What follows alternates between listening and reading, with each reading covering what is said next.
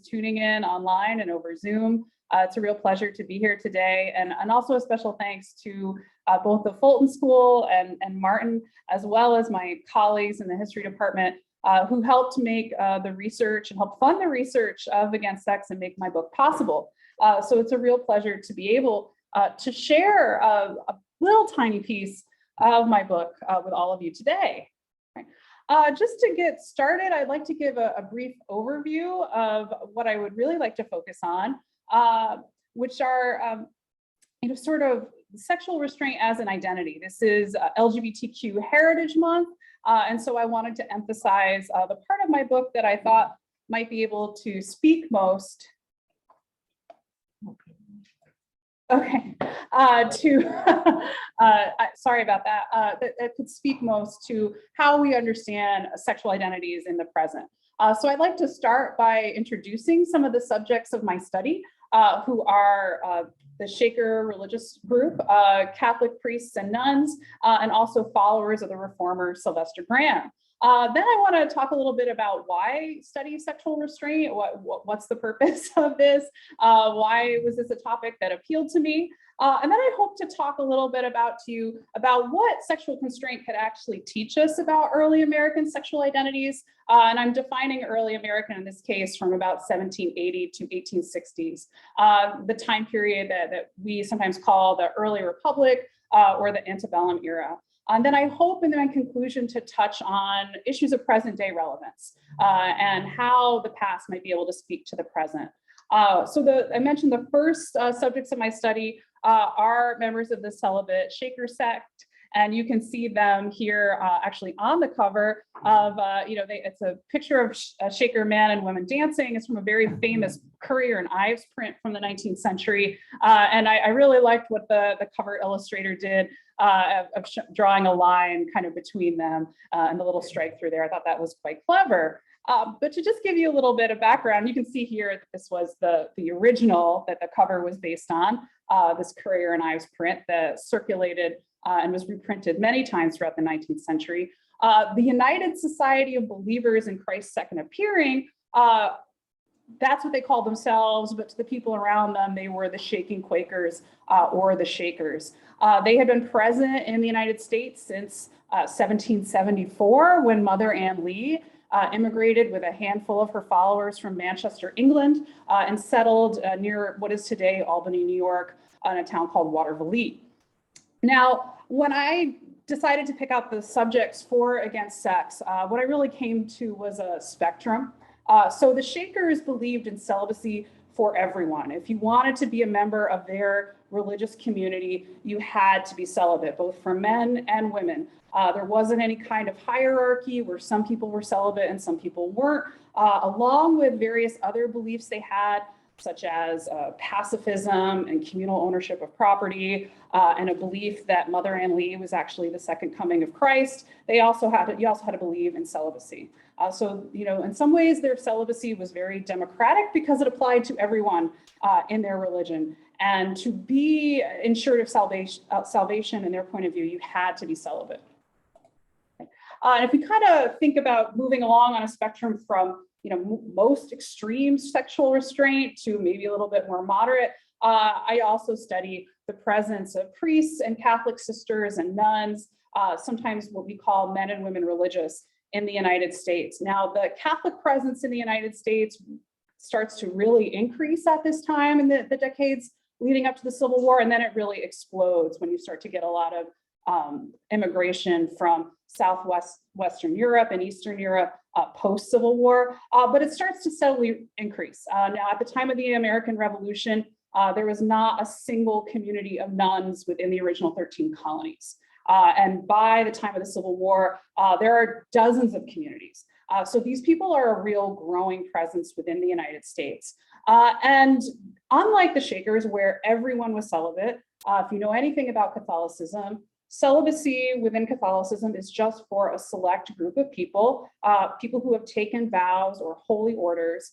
So for priests or brothers or women who want to become members of religious communities. And that endows them with a special religious function within the community. But there are many other what we would call lay Catholics who marry and have children and have not taken these special vows. And the vow of celibacy or chastity is also taken alongside a vow of poverty and obedience in many cases. So this is it's a less democratic understanding of celibacy and how it applies to membership. Here you have it just for a select or elect group of people who are allowed to have special religious functions based on their celibate identity. And then finally, the last group, which may seem more like an outlier because they are not a religious group, are the followers of the reformer Sylvester Graham, sometimes called Grahamites, and his philosophy of Grahamism. Graham was a physiological reformer, one of several who were popular between 1830 and 1850. He got his start as a temperance lecturer. He was not trained as a doctor. He was originally trained as a minister. And in 1837, he gives his lecture to young men on chastity, which is reprinted several times. And in this lecture, he is especially concerned about masturbation and its effect on health. And Graham puts forward this idea that too much sex and too much masturbation, whether that's inside of marriage or outside of marriage, if you're a young single man, would have really horrible effects on your health. And so he comes up with his system of health of longevity, where he encourages people to adapt a vegetarian diet, practice temperance, don't drink coffee, no spices, no stimulating food. It's kind of veganism plus in many ways, and all in the effort of achieving perfect sexual restraint. So he advises that young people, the unmarried, don't masturbate, don't have sex, don't frequent prostitutes, and people who are married limit sexual intercourse to just once a month. That's really all your system can take. Any more than that is an overindulgence, and it's going to cause all kinds of problems, from toothache to hearing loss to miscarriages and even premature death. So Graham amasses quite a following during this era, and you might think of this again on the spectrum of he wasn't arguing total celibacy, but he was encouraging people to practice restraint and limit sexuality under certain circumstances. So those are the three groups that we're looking at. And then as I was writing this book, I thought, well, I'm studying these three groups that practice sexual restraint, but then the more I wrote about it, I realized that there was an unspoken fourth group, and that was the Protestant middle class. If you know anything about American history during this time period, this is the time period where the middle class is really ascendant and is trying to consolidate its power and try to affect various social reforms. And so a lot of times I was, reading about the criticisms of the Shakers or the priests and nuns or the Grahamites through the lens of this Protestant middle class. The Protestant middle class is trying to legislate their own morality. And they're trying to define themselves sexually as well as culturally and politically. And they are starting to say that really any sexuality that isn't within the bounds of marriage is deviant. And so we very easily see that in how they form female moral reform organizations to try to outlaw prostitution. We see that in anti-Mormonism that is popular during this era, where they are attacking polygamy as deleterious to the well-being of women and the well-being of children, and should not be allowed within the United States. And that they are also very concerned about Catholic priests and nuns and Grahamites and the Shakers as well. They sometimes saw that their celibacy or their sexual restraint, they argued that it was just a cover for sexual abuse.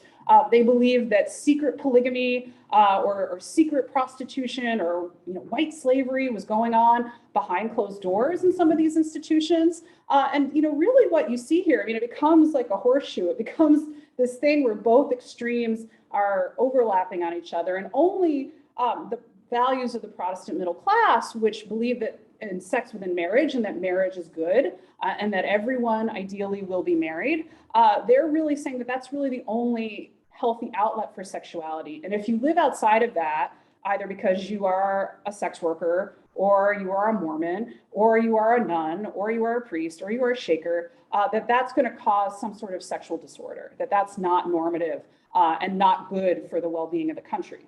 And you can kind of see that here in this cartoon from the 1850s. It's about the Great Republican Reform Party, but I think it's interesting in how they're kind of lumping together all of these groups that were in some ways threatening to the status quo. And you can't quite read it, but this man here in the very back is supposed to be a Grammite.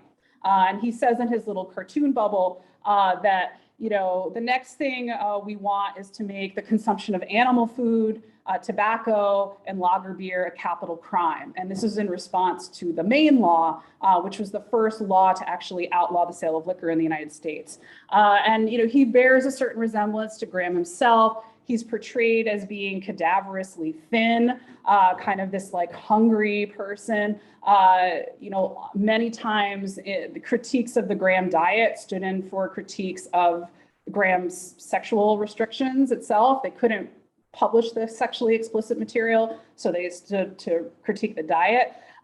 You know, there's some sources where they liken Grahamites to cannibals, that they're so deprived of meat and sensuality that if you were to walk into a Graham boarding house, you would, you know, be set upon by the cannibal Grahamites. And then you have the priest, who looks pretty normal. He's young and handsome, but he's threatening because he's young and handsome, right? That makes him seem seductive. That makes him seem like, you know, someone who could entice a young woman away from her family to become a nun, or might be, you know, seen as this object of desire. And they're lumped in together with, you know, this woman here, this older woman is supposed to be a free lover. So these people that are arguing that all marriage should just be dissolved and we should be able to have easy divorces and marry our spiritual husbands and wives. And with this woman here is supposed to be a woman's rights reformer. She's wearing the bloomer dress. She's got a whip in her hand and smoking a cigarette.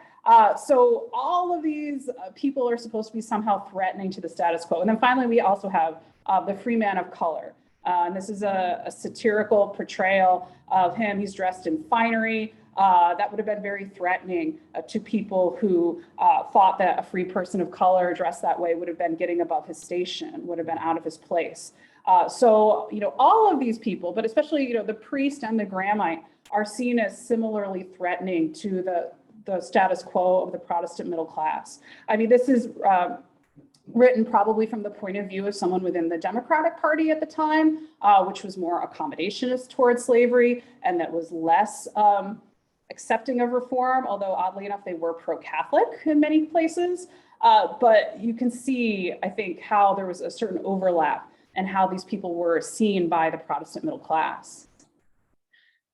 So why study sexual restraint? Well, for one hand, I think it expands the field of sexuality studies. Shocker, but most studies in the history of sexuality are about people having sex. I know that's got to be a shocker. They're about histories of homosexuality, or they're about histories of prostitution, or they're about polygamy. They're about, you know, divorce or dating and courtship. And so when I was looking for a project, when I was a graduate student, this to me seemed like something that was unexamined. And it's hard to, you know, it's sort of like the sound of one hand clapping if you're not thinking about both the act of sex and the act of not participating in sex, or the act of sexual restraint. So to me, this brought a critical lens to a topic that I thought wasn't being paid much attention to. And what I also found is that I think it complicates what's often a binary between how people discuss early modern or pre-20th century sexual acts versus modern sexual identities. So the French philosopher Michel Foucault, in the History of Sexuality, he says, you know, the homosexual was created in 1869 because that's when a sexologist defined the term homosexual. And so some early historians of sexuality took that to mean that, well, everything that happens before 1869, before the modern era, it's just a sexual act or a sexual behavior. People didn't have a sense of identity about themselves the way they do today. They didn't have a sense of identity as a gay man or a gay woman or an asexual man or an asexual woman. And, you know, historians, I think, we've been in kind of dynamic contestation with that ever since Foucault said it, trying to complicate it and problematize it. But to me, this adds yet another wrinkle. This isn't an identity about same-sex relationships. This is an identity about whether or not you engage in sex or not. This is a different type of sexual identity that may not quite as easily map on to our modern day understandings. So I think it kind of further problematizes Foucault's famous pronouncement and what sometimes is too easy a binary between modern sexual identities and pre-modern sexual acts. And I would also argue, especially when we think about how the fourth unexamined group is that the Protestant middle class, how sexual restraint forces the state to reconsider the role of sex within marriage, and whether or not freedom of religion also included a freedom to do sexually deviant things, deviant to them, in the name of religion.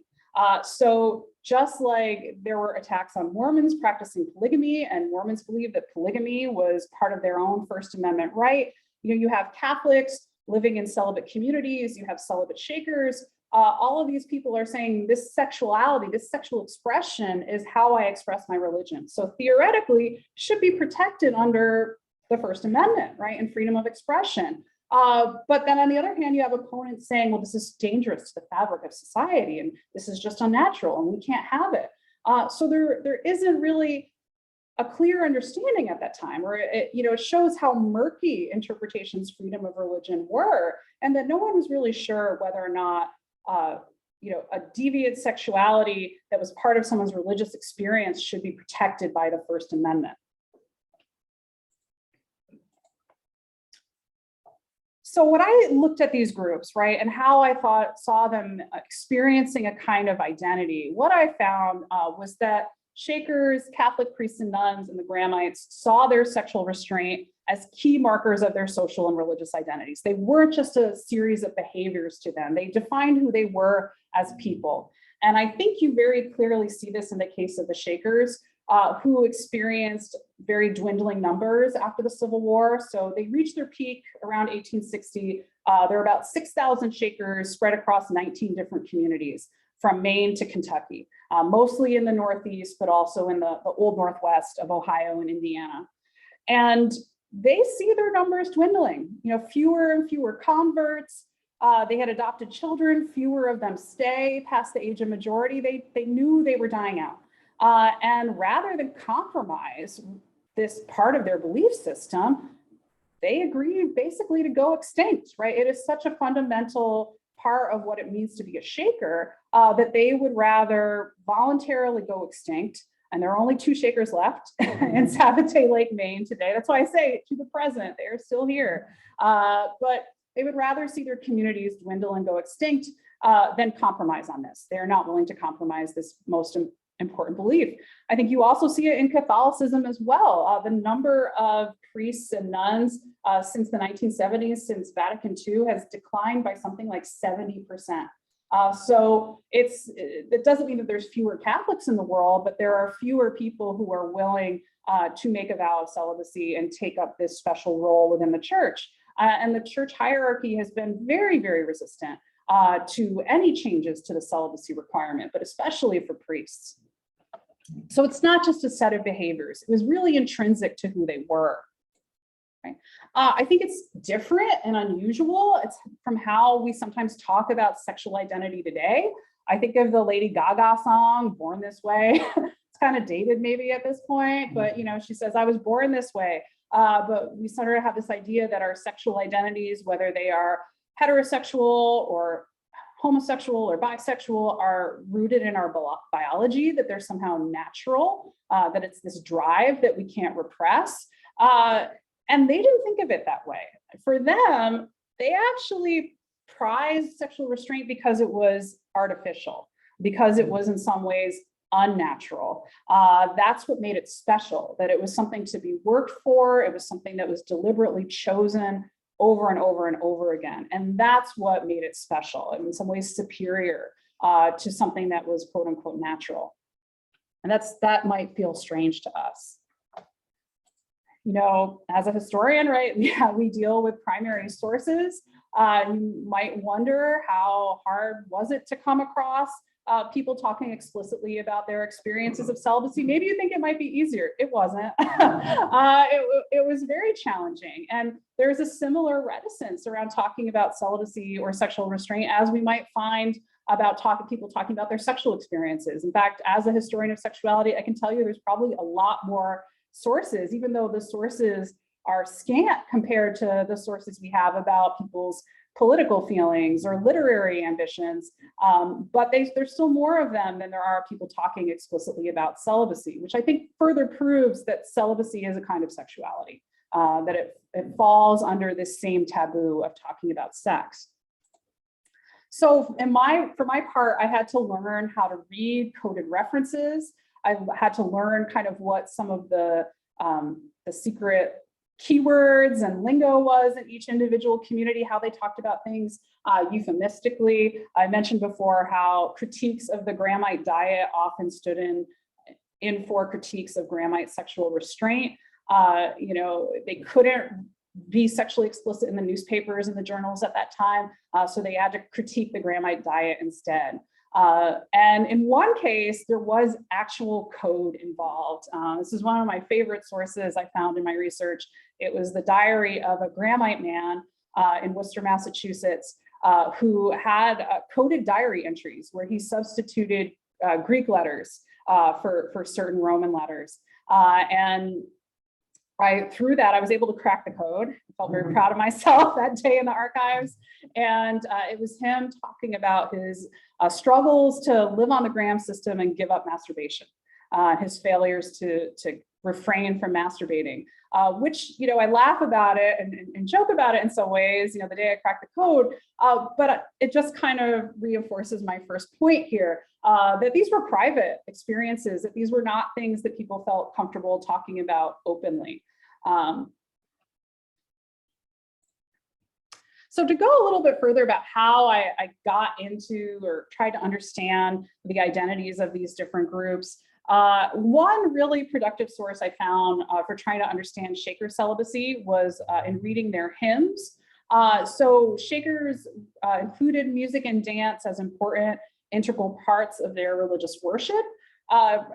Protestants and Catholics and other Christian groups do this too, but I would say that the Shakers place an even higher emphasis on music and dance. And you can see here, this is an image taken of a Shaker meeting where they are singing and dancing in sex-segregated groups. They also believed in things like spirit possession, similar to what you might find in some Pentecostal or charismatic organizations today. But this is where they would sing about their celibacy to each other, right? As a daily religious practice, they would sing to the world's people who came to watch them in their meetings. And this was perhaps an attempt to evangelize as well.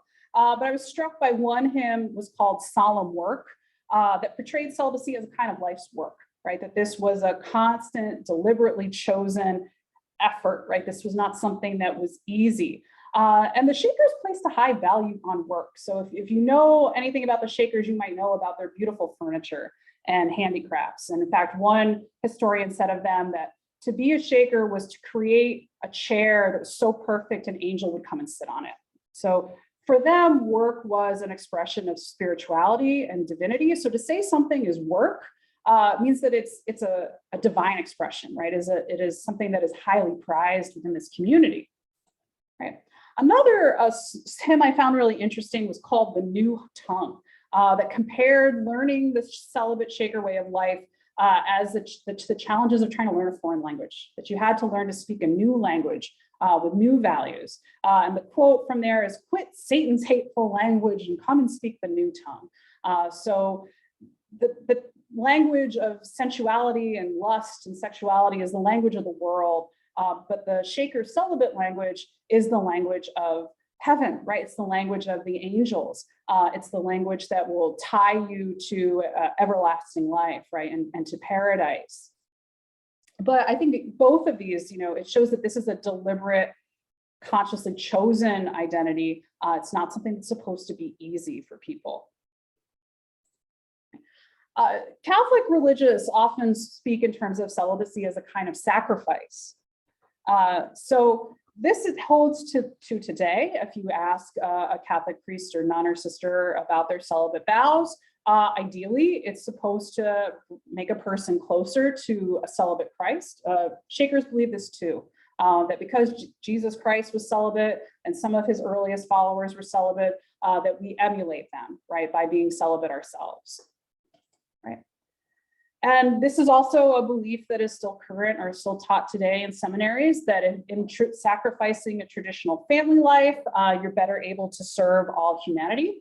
You're not just focused on relations with your wife or relations with your children. Every woman is your wife, all children are your children. You're not tied down to a nuclear family and nuclear family concerns. You're supposed to have a more transcendental love for everyone that you meet. And what I found especially is that the celibate vows really allowed sisters to serve in dangerous conditions or non-normative conditions where Protestant women at the time would not have been allowed. So frontier settlements, right? This period between 1780 and 1860 is the era of manifest destinies, the era of Western expansion. We have, settlements springing up and the gold rush in California and on the frontier, and they're in desperate need of people to set up hospitals and orphanages and schools for children, right? And there is no real social safety net. So these women who aren't married and have no children of their own and work for essentially nothing, they can fill this gap. They can fill this need. They can go to these locations. They're not tied down. And they build a pretty long-lasting, capacious infrastructure that is still in existence today, if you think about the number of Catholic schools and hospitals in the United States. Epidemics, cholera and yellow fever ravaged cities in the United States during this time. In some ways, I think they were more detrimental to the American psyche or more frightening than even how we think about COVID today. Just in the sense that, cholera was a terrible, terrifying way to die, violent. And these were situations where not only Protestant women doing the work of organized benevolence didn't necessarily want to go, but sometimes even doctors didn't want to go to these cities. And I did read about some women who were Sisters of Charity who lost their lives serving in these epidemics. But it was this idea that your missionary service was part of the covenant that you had made. And because you didn't have to worry about children you might be leaving behind or a husband you might be leaving behind, you could go and serve in these very dangerous conditions, epidemics in St. Louis and Philadelphia and San Francisco. And as we get closer to the Civil War, they played a really important role in battlefield hospitals. This is a special Maryland shout out. So the Sisters of Charity that were founded by Mother Elizabeth Seton up in Emmitsburg in Western Maryland, they were the first responders. They were the ones primarily charged with caring for the Gettysburg dead and wounded because their convent was so close. And the Union soldiers actually specifically requested them. They trusted them more. They feared that some of the Protestant women from Baltimore might be Southern spies. And so they, but also it was their celibacy. Women do start to serve as nurses during the Civil War. That's very new, and there was a lot of reticence around it. There were fears that young unmarried women going to serve as nurses far away from their families could be, seduced by a soldier or a doctor, or they get their pretty heads turned and wouldn't be very good at their duties. But the sisters, because they had taken these vows of celibacy, were somehow beyond sex and beyond temptation, and so ideally suited for this kind of work, to be the ones who ministered to the young soldiers. And then finally, the Graham system, as a religious system, you might think one of these things is not like the others. The other groups are taking these religious vows and their sexual restraint is very rooted in religious understandings. But in many ways, Grahamism had the fervor of a religious movement. It was a secular system of health and longevity, but it had a kind of cultish, religious focus. And if we take Clifford Geertz's more anthropological understanding of religion, where anything can be religion. You can be religious about basketball if you care about it enough, and if it gives it that kind of meaning to you. But there were things that they did that were very in common with other religious organizations. So, for example, in some of the journals that they published, people would write in and testify of their experiences on the Graham system, and then they kind of had a little bit of a born again fervor or kind of like a conversion narrative of I once was lost and now I'm found, that you would find in an evangelical Protestant context of the Second Great Awakening of, before I was on the Graham system, my health was poorly and I was sick and I had scrofula or whatever. And since adapting the Graham diet, I've never gotten sick once and my hair is shining and my teeth are great. And so it very much was this sense of, I've been born again on the Graham system. And you also see them meeting in small groups, in some cases to confess their failures to live on the Graham system. One group, the Ladies Physiology Society of Boston, would meet and share their experiences, and they were supposed to testify and give testimony of what it was like to live on the Graham system. And they should be like a band of sisters, it was said, where kind of all pretense is set aside and they share very openly. You can kind of think about it. It's something like AA, right? That there are these kind of small groups or a Bible study group where you're going to meet together and share your experiences. And, Grahamism was a whole culture. You had boarding houses all over the country. You had several journals. There was even a boarding school for girls in Lynn, Massachusetts. This here is a picture of the Marlboro Temperance Hotel, which was in Boston, that was run entirely on the Graham system. So if you were part of this network of reformers, you could go to Boston and you would know that you would be able to get appropriate lodgings at a Graham boarding house, so that you wouldn't have to worry about someone shoving roasted meat in your face or offering you wine. So it was it created a larger community and also a commercial culture. And the other thing we have to understand, I know Grahamism can be hard for people to comprehend. Why would anyone go to such extremes? But at the very core, Grahamites were people who thought they were sick, who wanted to become well, who were very terrified of the plagues that were ravaging the country, of the cholera epidemics, at a time when the germ theory of disease did not exist. People did not know what made someone sick and someone well. And that's terrifying because it feels so arbitrary. And I think that this gave them a sense of control. You also have to remember that medicine at the time was completely unregulated. Patent medicines were often mostly opium and booze. So going down to the drugstore and getting a bottle of patent medicine could be addictive, could do very little to improve your health. And if it was calomel, which was mercury, it can be quite dangerous, sometimes worse than the disease. So, not having as much sex and becoming a vegetarian might be a worthwhile prospect if you were someone, a Grahamite, who was concerned about your health. Big, well, I'll give it a try. Can't hurt. Less dangerous than the mercury, right?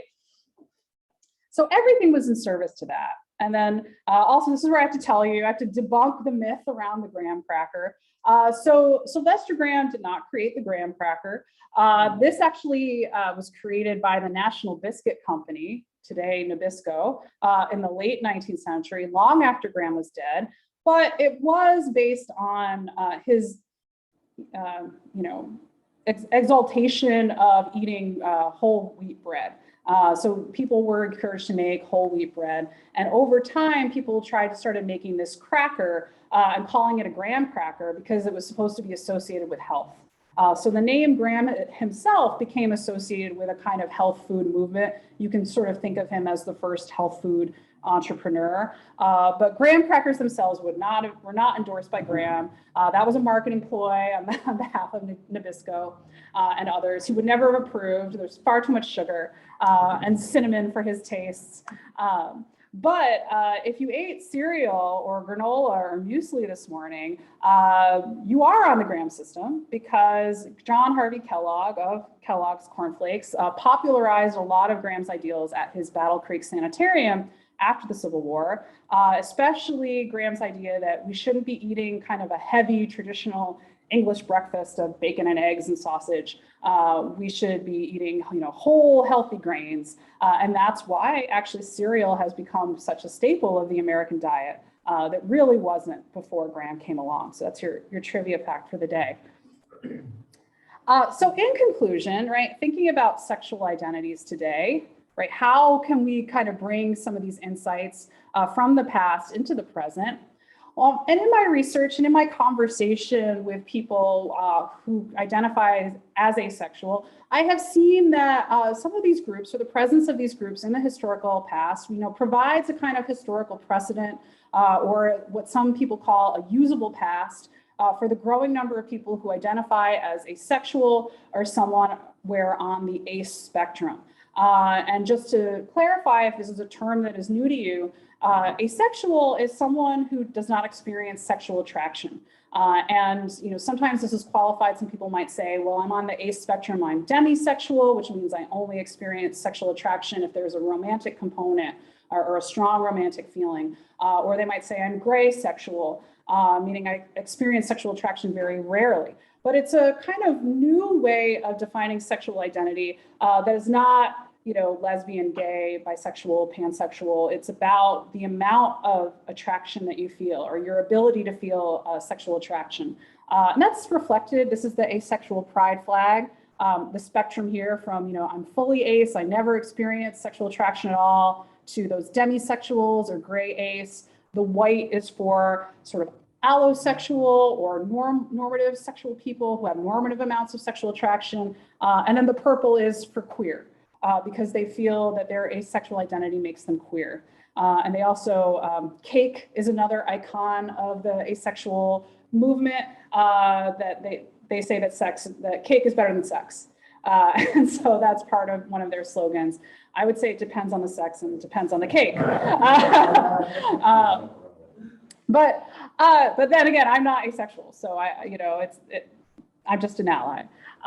Usable past can be a kind of scary word for historians, right? We kind of are suspicious sometimes of providing a usable past. We want the past to stand on its own merit. But I think it does speak, right, to the fact that, maybe not all of the people who were Shakers or Catholic priests or nuns were asexual, but they did experience a similar kind of prejudice or a similar kind of intolerance from people upholding the sexual status quo in their own time.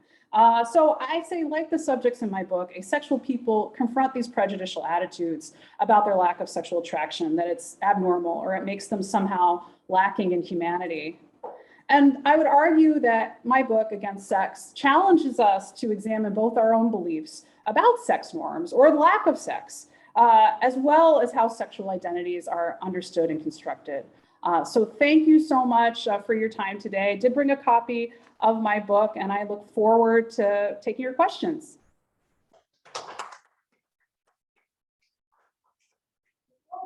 Stop the share screen.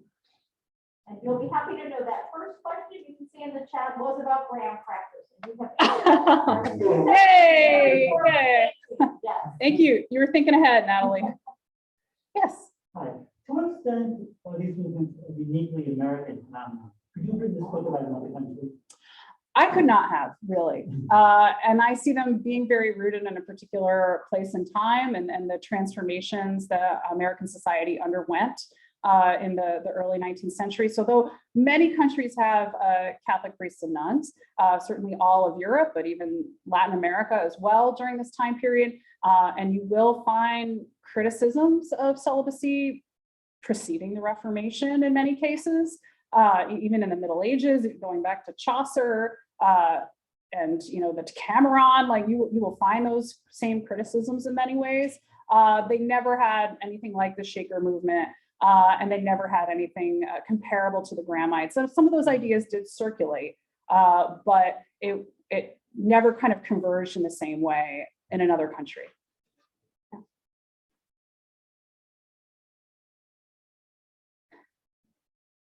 Dean, do you have a question? You look like you want to say something.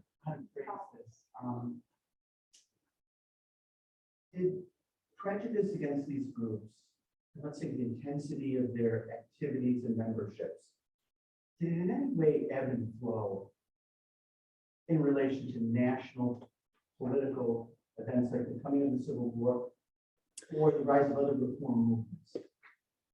Yes, so one other part of my book, I do talk about the political violence experienced by these different groups at different points in time. All three groups experienced mob violence at some point or several points in their history. And the 1830s were really a flashpoint where a convent is burned in Charleston, Massachusetts, outside of Boston. There are some other convent burnings and attacks on Catholic schools.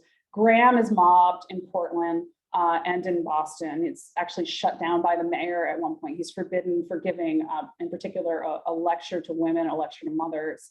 Now, in certain political contexts, so, before the Civil War in the 1780s, and actually the American Revolution, the Shakers come under suspicion for having ties to Britain and are seen as being treasonous. Mother Ann actually gets imprisoned during the American Revolution, and she's mobbed a few times in the 1780s and 90s in that early national period. When the Shakers first begin to move out west, it's on the eve of the War of 1812 and various border skirmishes with Native American groups, Tecumseh's Alliance, if you know, and William and Henry Harrison and all of that.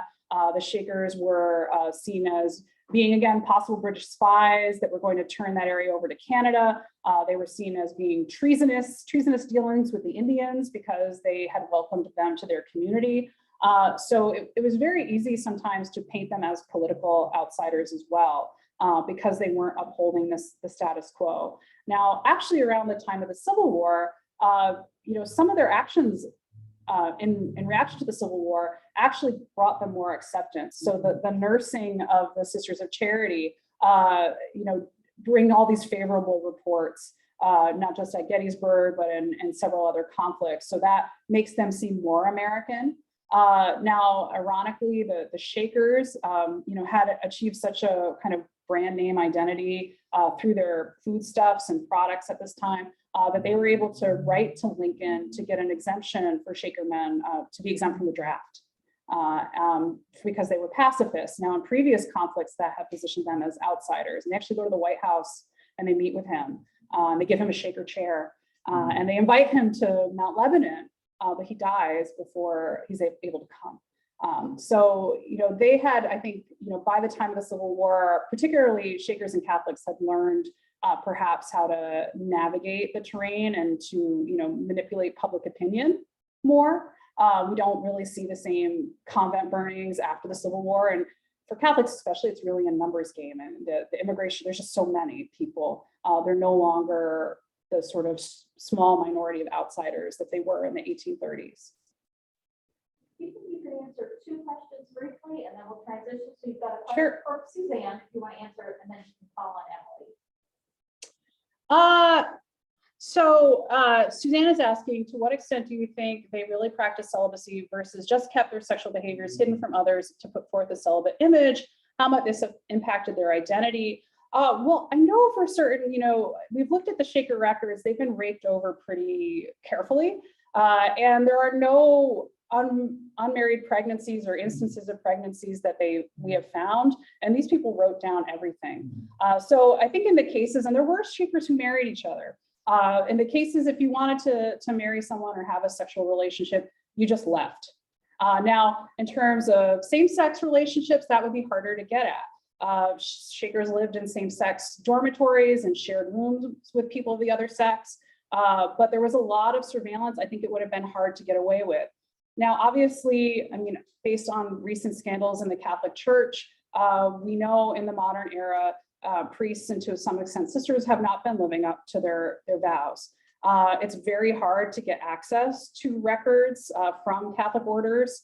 There's a lot of secrecy around celibacy. I had to rely on collections that had been made public.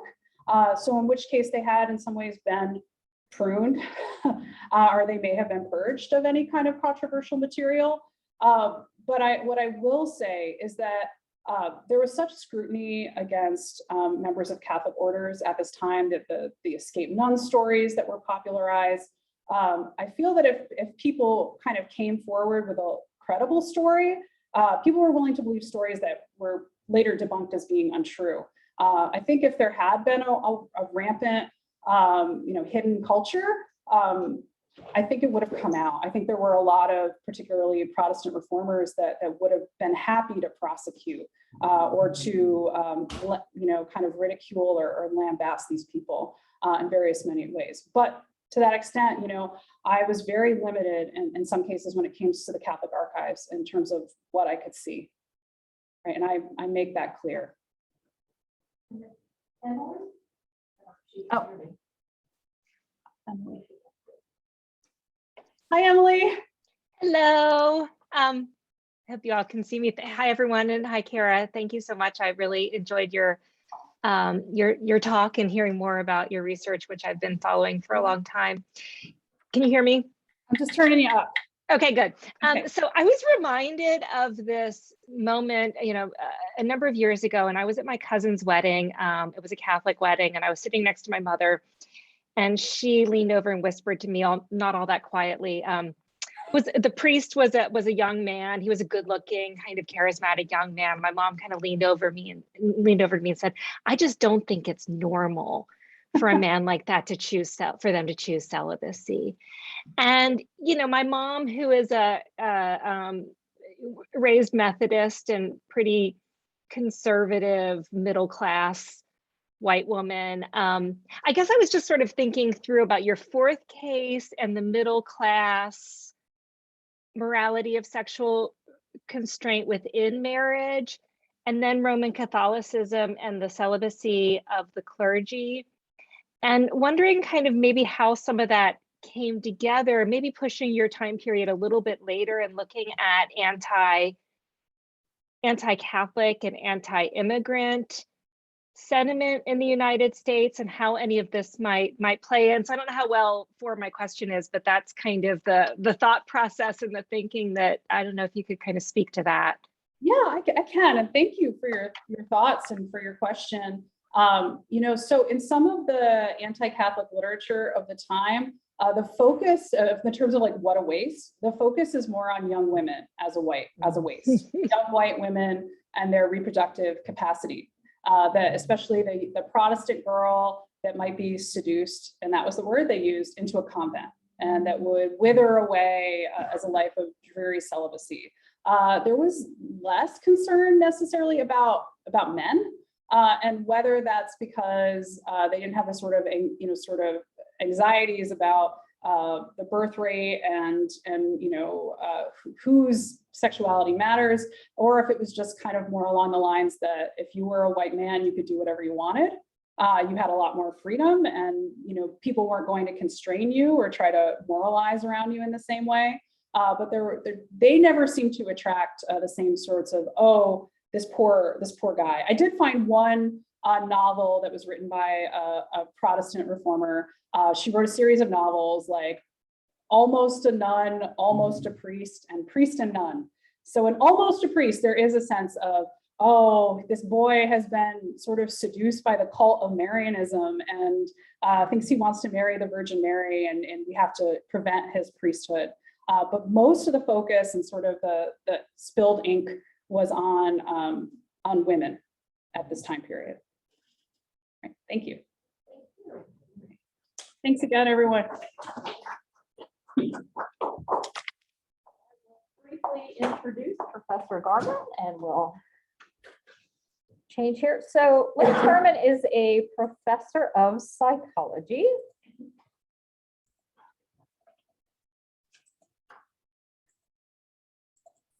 Dramatic pause there, but he is, as we share the screen,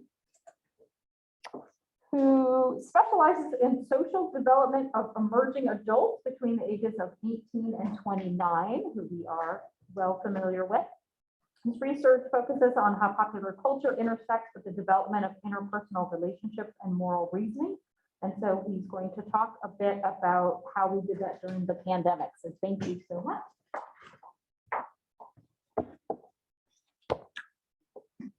Thank you for all staying around. I think it's always interesting when we have these different talks. It's a nice community we build up in the Fulton School where we can have topics that in many ways are very different from each other. I think we may find that there's a little bit more similarity on them than we were thinking as we get into some of it. So the big topic, the broad topic, is about video gaming in general and why people are doing it and why they are choosing that kind of behavior and whether or not it changed a lot during the pandemic. I'm going to get into some numbers and some data because I know there's a lot of people that like data, maybe not everybody, but I want to kind of talk about how I got here because part of that introduction is a lot of what I went to grad school for in the late 1900s, and it wasn't anything to do with video games. I should say I stole that from somebody. The late 1900s made me laugh. But looking at broad ideas of development and the way in which we change and develop over time, I do have a tendency to focus more on social development, the way in which we interact with other people and our relationships and our communication patterns with others, which certainly bring in a lot of the ways in which media could start to have an impact. But I wasn't doing any of that until I came to Salisbury University. I was focusing on emerging adulthood. This is a branch that started in early 2000s or so, focusing in on this transitional time between not really an adolescent anymore, but not truly an established adult anymore either. And my particular focus has always been college students. I not only want to study them because those are the ones I'm interacting with, but I think there's unique questions and things about college students that are different from the other emerging adults, the majority of people between 18 and 29, 18 and 22, who are not in college, who are making other choices. So there's something about the college students often try to focus in on. The media psychology part, as I said, really started when I got to Salisbury. I was looking for a type of research or program that was easy to integrate undergraduate students in. And not surprisingly, it's pretty easy to get undergraduate students interested in watching TV and movies and things like that. But as we went along, it has gone in a lot of different directions with that basic core of social development, emerging adulthood, and also media. We can go in a lot of directions. I've got a number of research collaborators around the country at different universities here at Salisbury. Dr. Meredith Patterson and I have done a number of different projects, often looking at major books and film franchises that have had a lot of impact and maybe connect to the development that people go through, that they're choosing these media resources for one reason or another. But the mentoring of student projects has really been a focus for the last several years. They're taking me in directions I wouldn't have predicted, and it's fun. And we can always kind of have a central core, but then they're taking me, somebody wanted to look at television shows about child beauty pageants and Honey Boo Boo. I hadn't watched them, I was curious.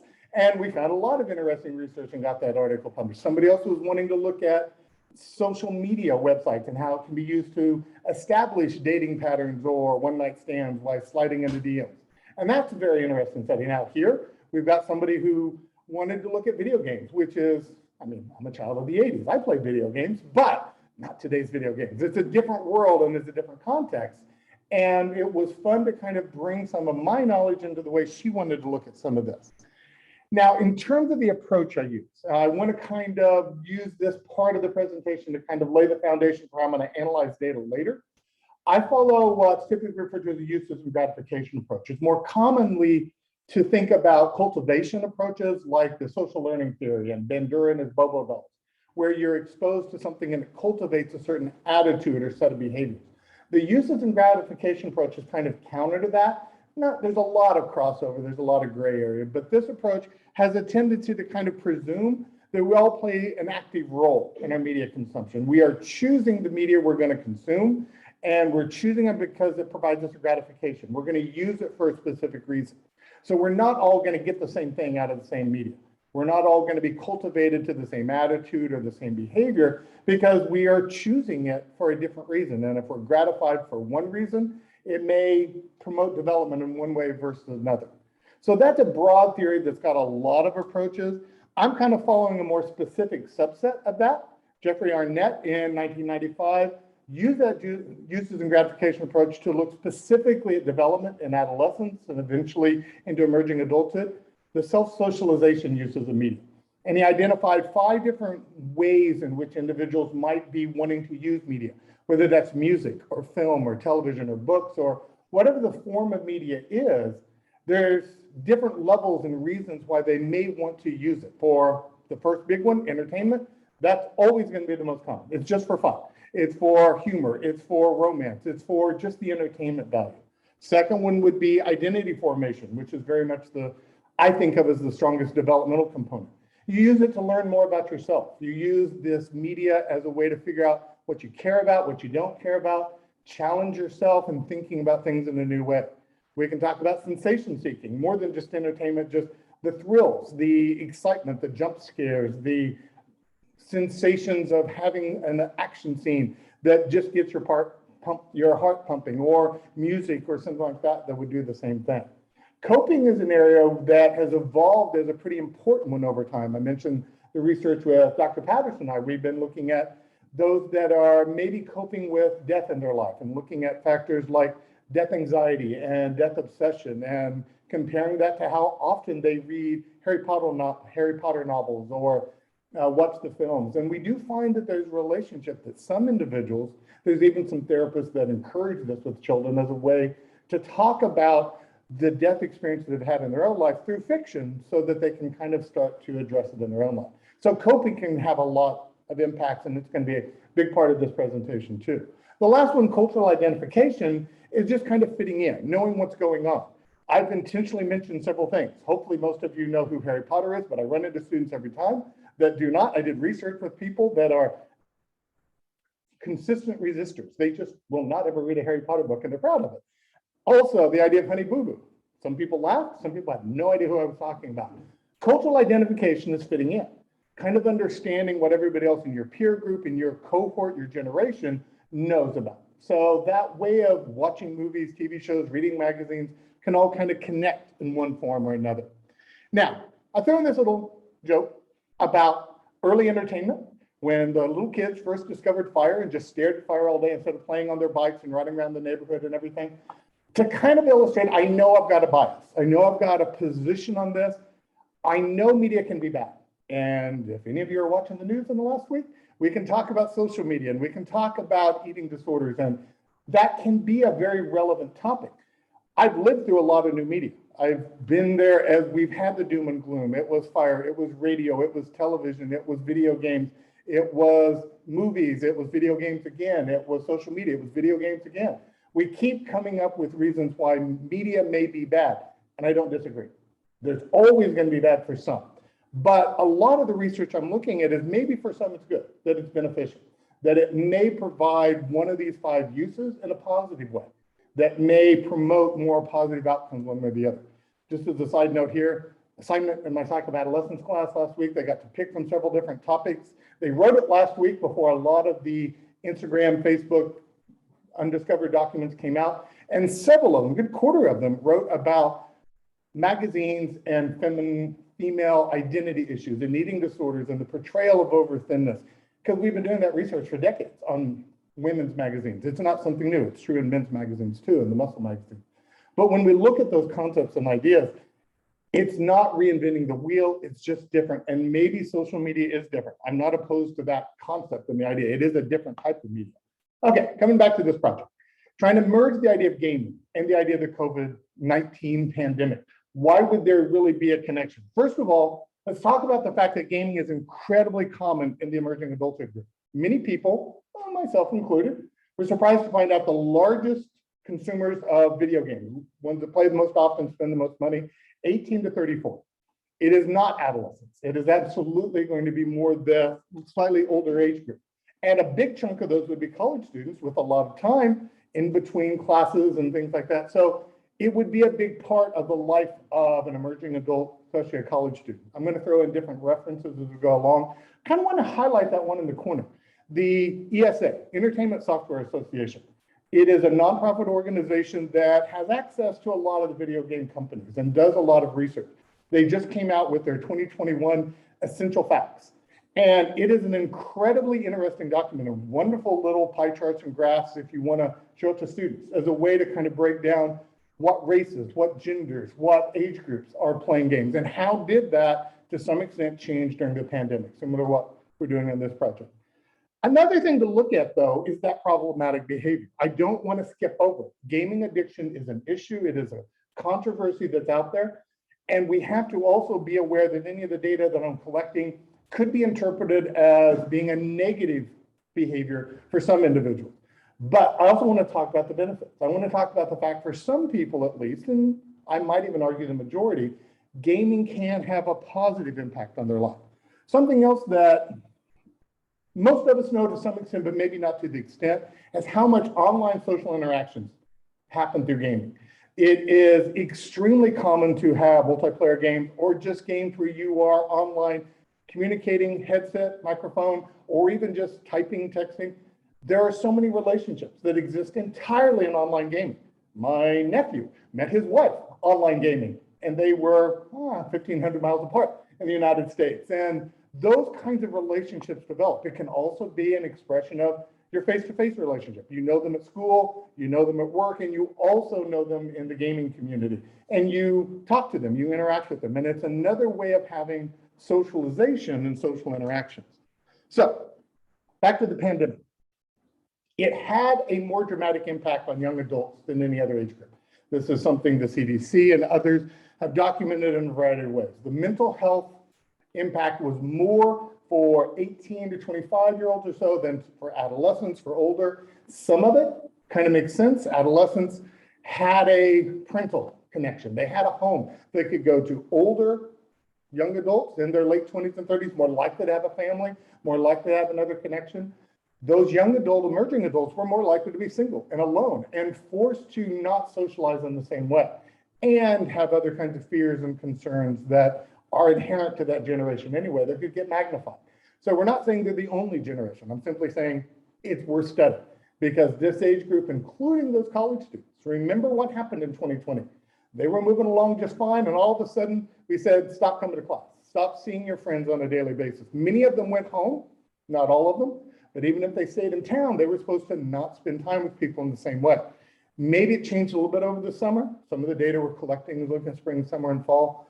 And then a lot of them came back in fall of 20 and started spending more time with people, whether it was in classrooms or it was just kind of gatherings of one kind or another, whether they were appropriate or inappropriate kinds of gatherings. Is something we can look at more.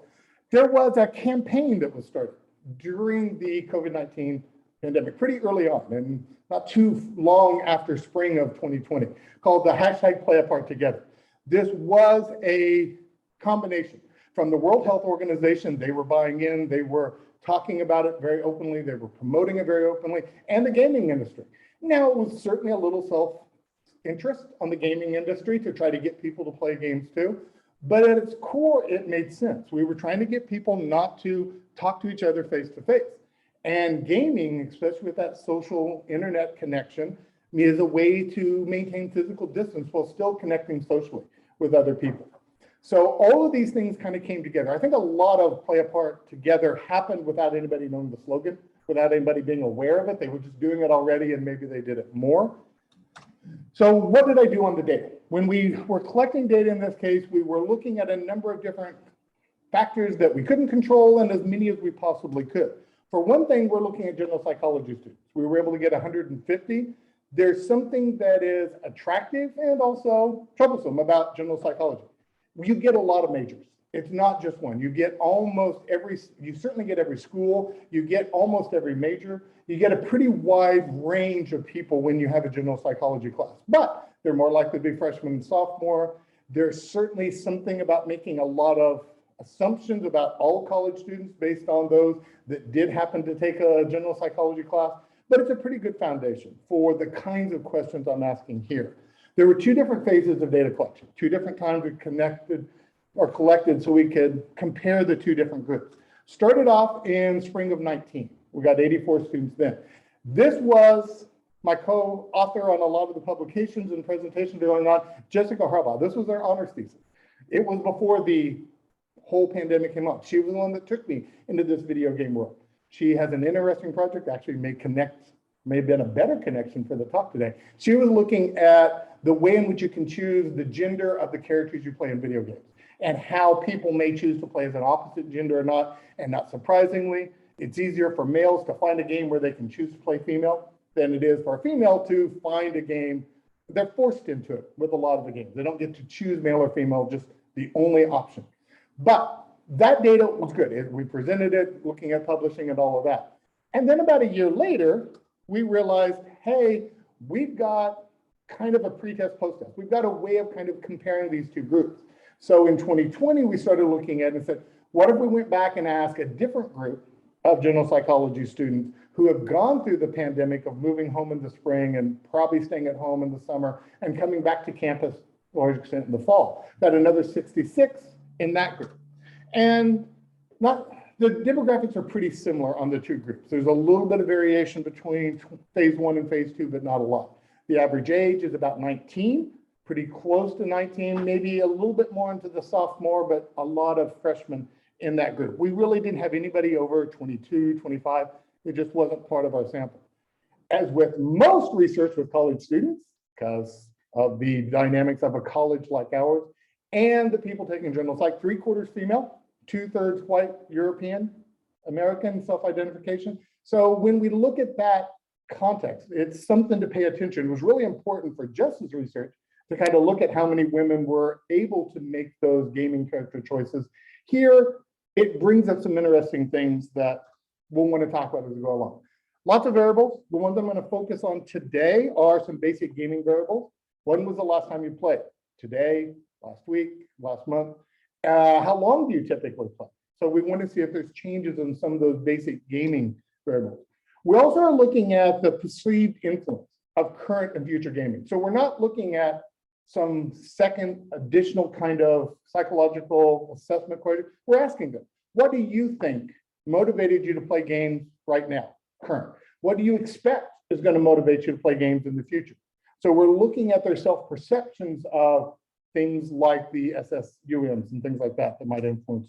So we've got those 5 self-socialization uses of media for each of these different kinds of categories.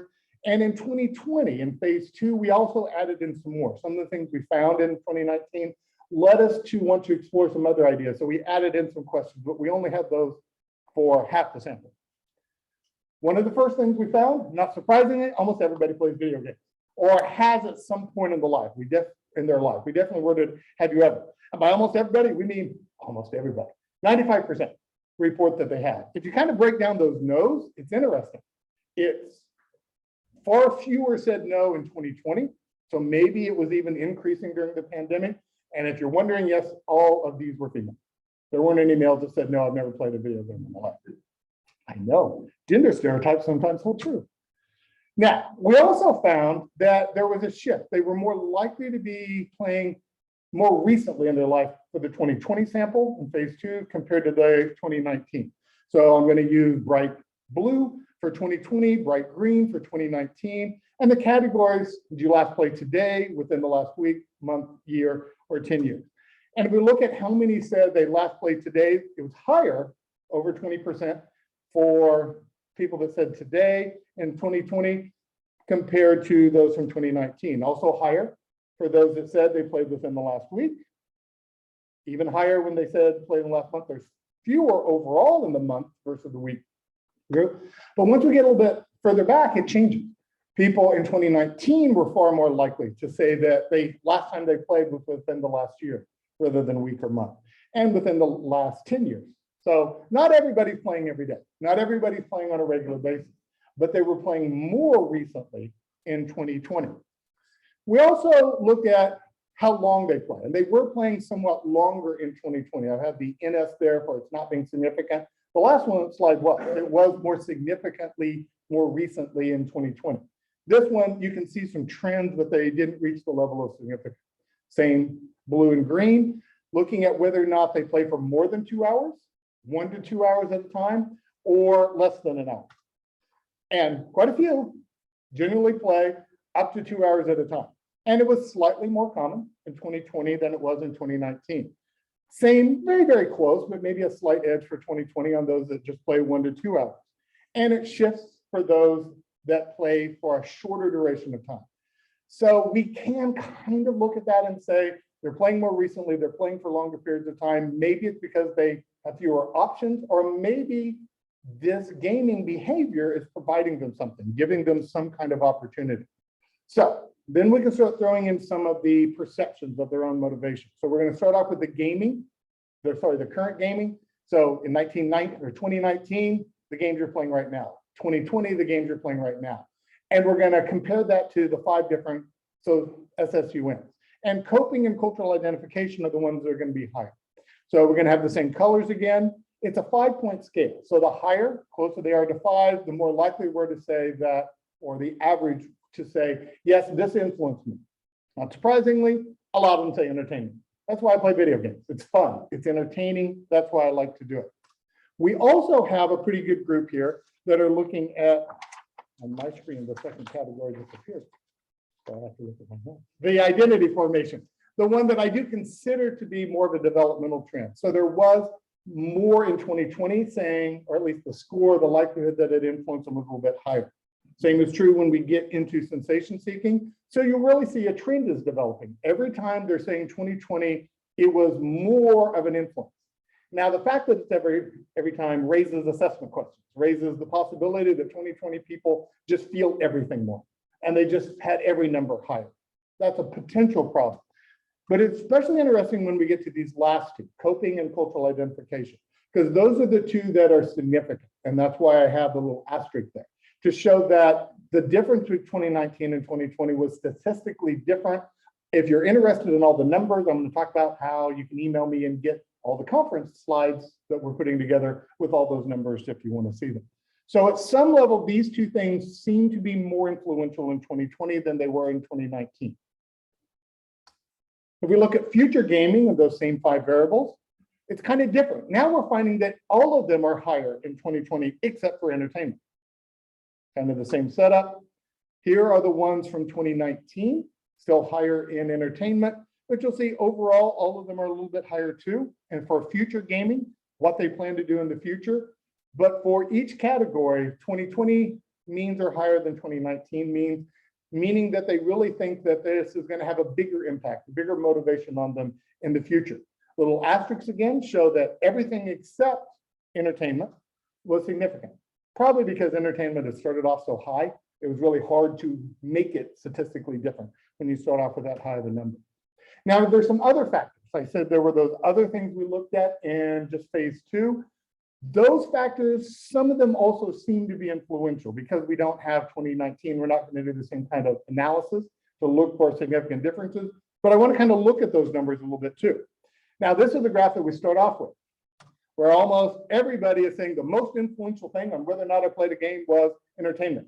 Makes it impossible to see all the rest of them, so let's throw out entertainment and just look at all the rest of them so we can see them a little bit more.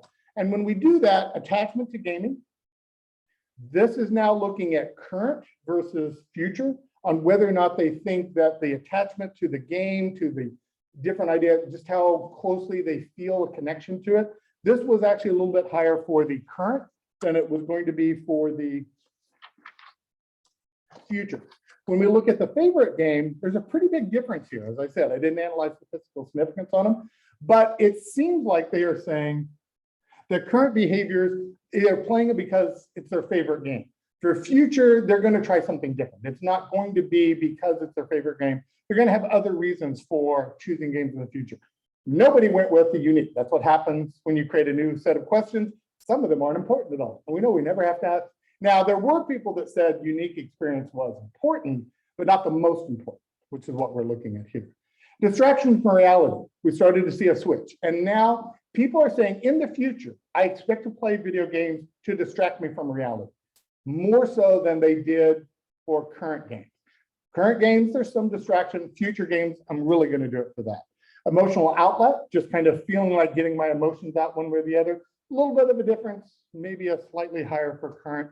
But then socialization, which is really where we wanted to search closely. That idea of online gaming allows you to socialize, replace face-to-face interactions. And we did see that this was the highest, other than entertainment. Socialization was really high. Now, slightly more with the distraction of reality. Interestingly, though, they're still saying, I plan to do it more in the future than I do today. We don't really know what they will do later on in fall of 2020 into 2021. They just think this is probably why I will gain more into the future. So, basic ideas. Some of my take-home messages that I'm getting out of this. One is that gaming behaviors did change at some level. There were statistical differences between 2019 and 2020. Exactly who and why, that's where there's a lot of additional analysis and exploration that needs to be done. Some were using gaming to cope.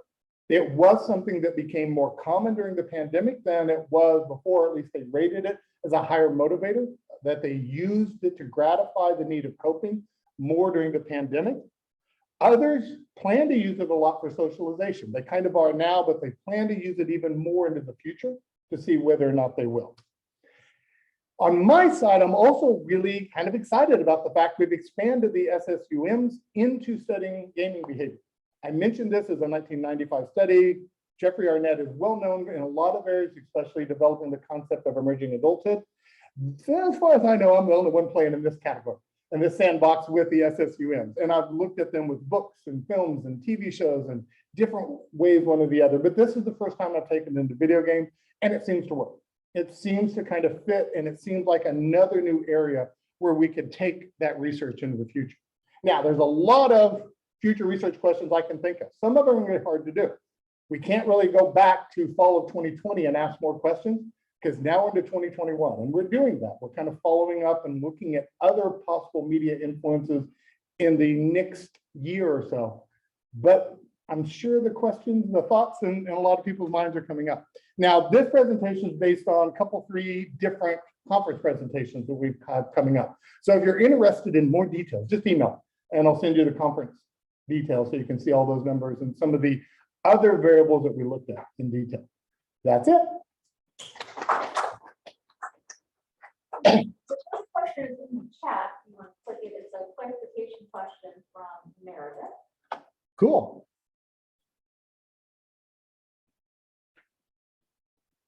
I think, so she's asking about whether or not young adults are playing more frequently or just playing longer. It seems like both. They're playing more recently, which I think means they're playing more often in a week, in a month. So that part, but whether or not they are playing for a longer period of time, that one, it wasn't statistically significant, but it did seem like there were more people in the 2 hours and plus group compared to the 1 to 2 hours or the less. So we do think they're playing both longer and also more recent.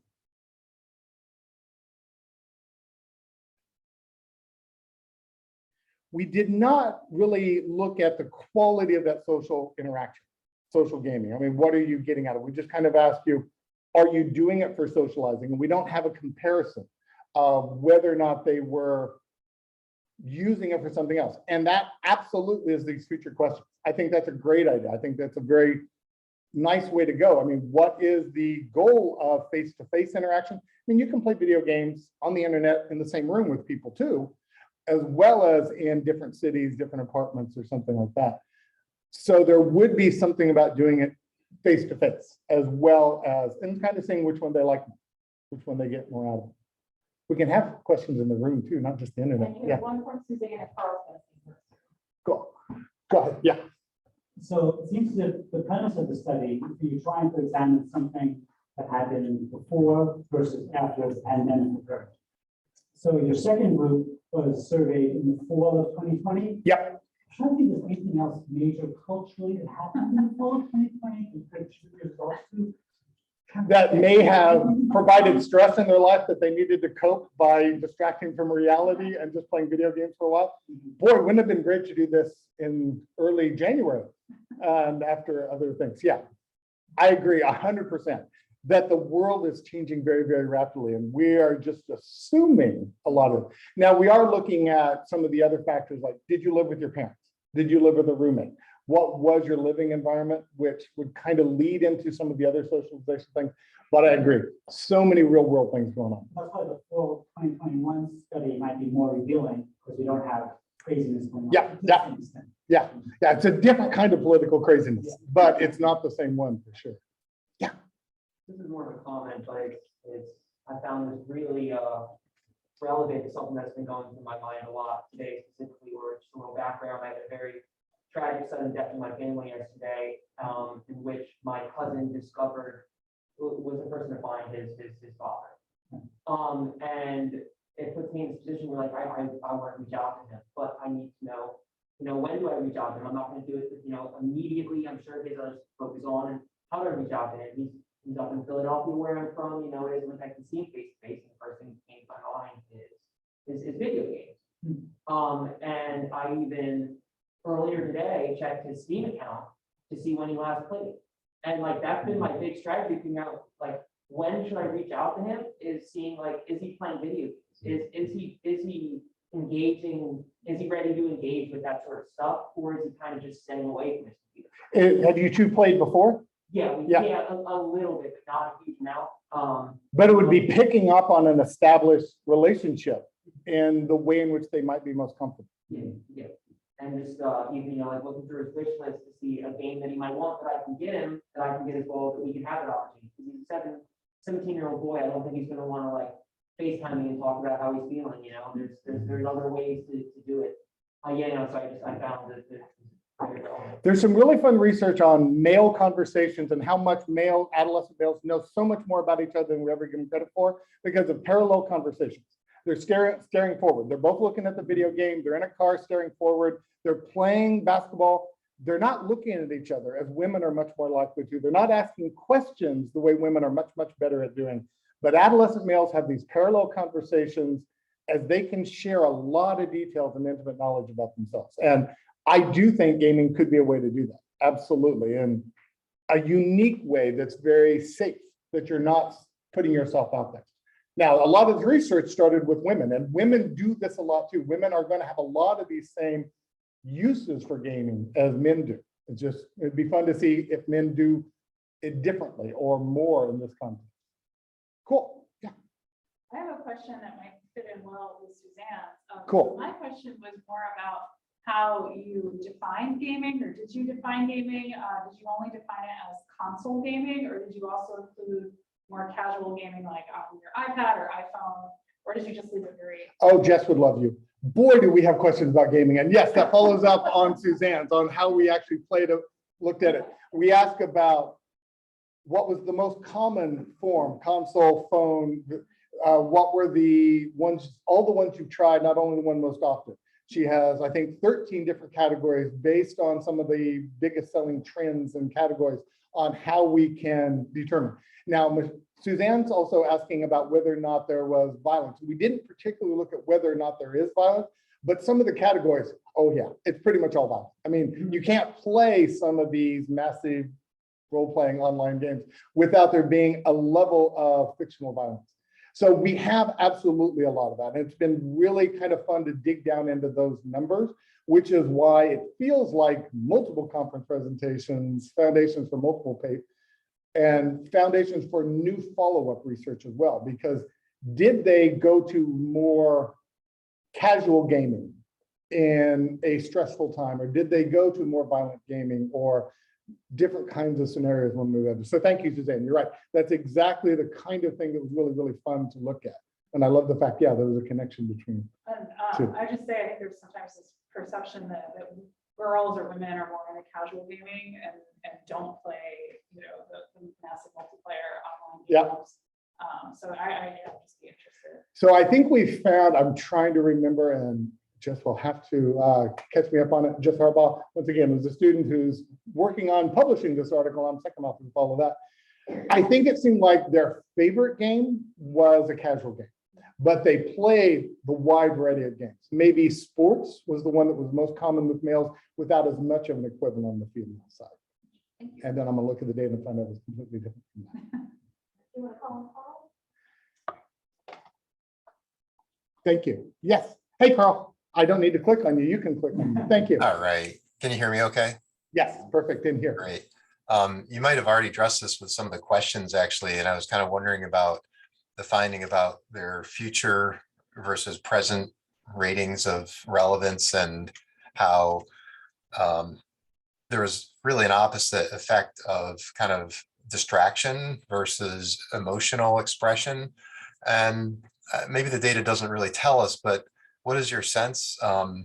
Is gaming primarily a distraction, kind of a way to dissociate from stress? I was a little surprised that they weren't expecting kind of an emotional expression, especially with some of the violence. The presumption is that they're letting out anger or something like that. I'm just curious your thoughts on that. The catharsis myth and things like that. Mhm. Yeah. What's nice is I have other slides that I just didn't get to, so I can look at that. We asked the current versus future gaming in two different ways. Were any of those variables influential on you in any way versus most influential? And I showed the numbers for just most influential. And in that case, distraction and reality, there was a bigger trend one way and then the emotion was the other. If we look at just whether or not you think emotional outlet was relevant at all, it was exactly the same for current versus future. There was no difference. Now, it was lower than distraction. Distraction from reality was always better than the emotional outlet. And I do think that's something that we need to kind of tease and get into a little bit more. Are they really interpreting the question the way we think they are? When we say, I mean, we've got a much longer description of what we mean by emotional outlet, but do they read that description? Are they interpreting it the same way we do? We're unsure, because yeah, we expected emotional outlet to be a big thing. We expected it, whether it is violence or catharsis, or it's fun and joyous, or it's just, there's romantic games, and there's, I mean, one of my favorites is I mow lawns. I just go back and forth and mow lawns, and I feel very satisfied, and I feel happy with myself as I mow each and every lawn. So I'm not really in the gaming world the way Jess is. So she's going to be the one that has to keep up with all of that. It hasn't come close to the question, or I just talk about myself. Yeah, that's good. Thank you. I was just curious. Yeah, I agree. I think it's a big point we need to look at. To what extent can we ensure that people are actually aware of their own motivations for doing things? I think that's the core of all of this. By the way, I think that's actually a lot of the Facebook, Instagram stuff. For the most part, they were asking them, what were your thoughts about dieting websites and skinny images and things like that. They also had some really great algorithms as they were following people that clicked on links about skinny and then went to pro-anorexia websites. So they have more than we have here. But I agree completely. I mean, that's a real issue with a lot of this, and I'm not sure how to get past it. We can use the secondary variables like Meredith Patterson and I are doing, where we're looking at death anxiety, death obsession, and I can look at attachment and see whether or not those other third variables. But you're absolutely right. The core of every single one of the ways in which I ask about the SSUMs is, do you really know why you do it? Or is that, I mean, I think about it as an analogy to dreaming. We can't talk to you while you're dreaming. After you wake up, we ask you what your dream was like. So after they're done playing the video game, we ask them, hey, why'd you play the video game? And it may not reflect what was really happening in the moment at all. But I think it's close. It's better than not asking the question. Good. I was hoping it'd be a fun question. Am I missing any online?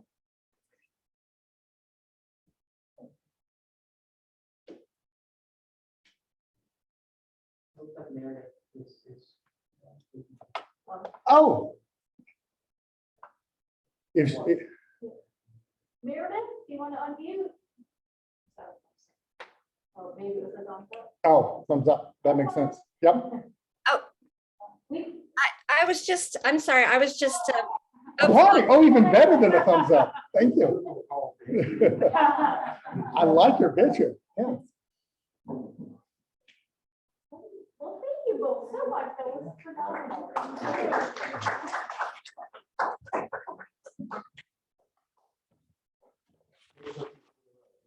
Yes.